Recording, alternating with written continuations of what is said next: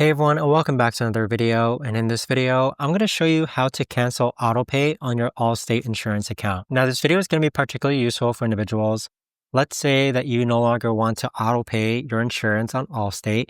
How do you actually go ahead and cancel your auto pay on Allstate Insurance account? Now, this video is going to be short, sweet, and simple, guys. There's not going to be a lot of steps involved. But in order to do this, what you're first going to do is log onto your Allstate account. Next, go ahead and scroll down to where it says Manage Auto Pay and click on Manage Auto Pay. Now, once you're on this page here, you should see an option to cancel auto payments. So go ahead and select that, and there you have it. But that right there, guys, is the best and easiest way that I know of to actually go ahead and cancel auto payments on your Allstate Insurance account.